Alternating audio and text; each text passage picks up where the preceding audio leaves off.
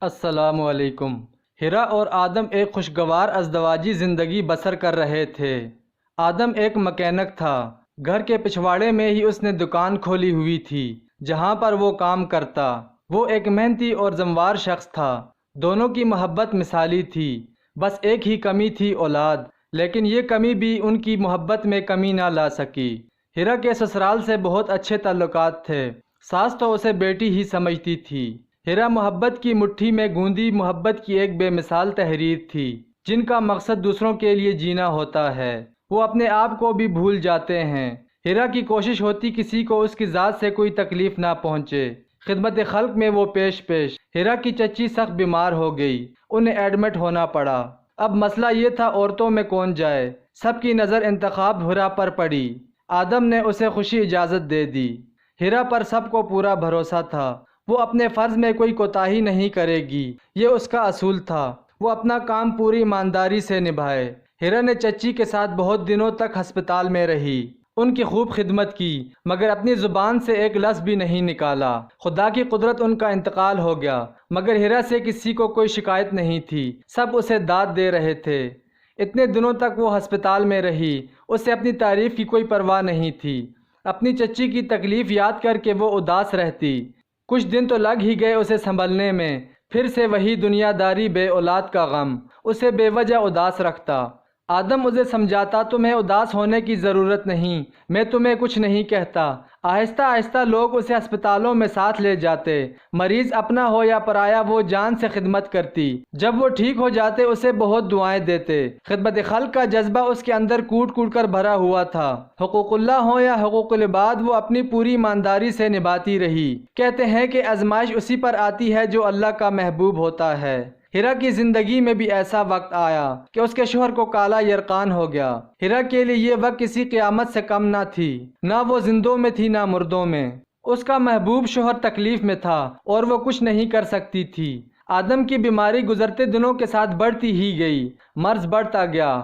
ہیرا جی جان سے شوہر کی خدمت میں لگی رہی۔ بیمار کے لیے تو دن رات ایک جیسے ہو جاتے ہیں، نہ دن کی خبر نہ رات کا پتہ۔ اس کے سامنے وقت اپنی اہمیت کھو دیتا ہے۔ آدم کے ساتھ ہیرا کا بھی یہی حال تھا، صرف گھڑی کے کانٹوں پر وقت چل رہا تھا، مگر بیمار کے لیے وقت رک گیا تھا۔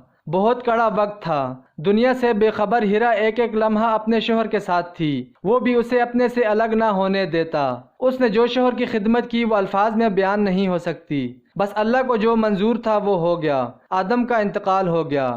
وار سر پر لٹکا رہے تو بہت تکلیف دیتا ہے، لگ جائے تو سکون آ ہی جاتا ہے۔ ہیرا کے لیے آدم کی جدائی سوہان روح تھی، مگر آدم کو ہر تکلیف میں دیکھنا بھی تکلیف میں تھا۔ اب اسے لگا آدم کو سکون مل گیا ہے، وہ بھی سکون میں آ گئی۔ جدائی کا درد اپنی جگہ تھا، دل میں صفے ماتم تھی، جیسے دل سینے سے نکل کر باہر آ جائے گا۔ وہ سرخرو تھی، اس نے اپنے شوہر کو کوئی شکایت کا موقع نہ دیا، وہ سرخرو ہو گئی۔ آہستہ آہستہ اس کے دل و قرار آ ہی گیا، اس کا اللہ سے تعلق بھی مضبوط سے مضبوط تر ہوتا چلا گیا۔ ابھی اس کی عمر کی کیا تھی، 28 سال، لوگ کہاں چین سے بیٹھنے دیتے ہیں۔ اس کی دوسری شادی اپنے رشتہ دار ریحان سے ہو گئی، اور ریحان کی پسند ہی تھی وہ۔ ریحان کی یہ پہلی شادی تھی، وہ اس سے بہت متاثر تھا۔ ہیرا نے لب سی لیے تھے۔ دنیا میں رہتے ہوئے دنیا والوں کا بھی خیال رکھنا پڑتا ہے، خاص طور پر وہ لوگ جو آپ سے محبت رکھتے ہیں اور آپ کو خوش دیکھنا چاہتے ہیں۔ ویسے بھی زندگی زندوں کے ساتھ گزاری جاتی ہے، اس کی زندگی نئے سرے سے شروع ہوئی تھی۔ آدم کی امی نے ابھی تک اس سے تعلق قائم رکھا تھا، ہیرا آج بھی اسے ماں کا درجہ دیتی آ رہی تھی۔ یہ سب اس کے اخلاق کی وجہ سے تھا۔ آدم کی ماں کی بھی بحیثیت بیٹی یہی خواہش تھی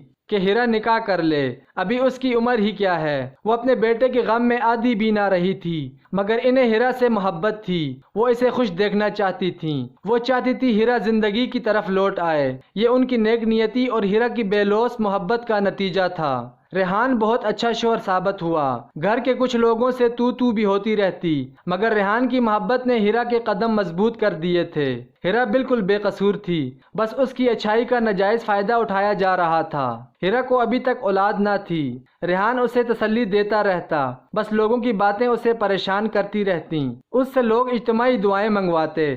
خدمت خلق اس کی آج بھی جاری تھی، وہ ساس سسر کی خدمت بھی ماں باپ سمجھ کر کرتی، حالانکہ نہ کرتی تو اس پر فرض نہیں تھا، مگر یہ اس کی اخلاقی تربیت تھی۔ وہ کسی سائل کو خالی نہ لٹاتی، بس نیکیاں کرنا اس کا شوق تھا، تانا زنی اس میں تھی ہی نہیں۔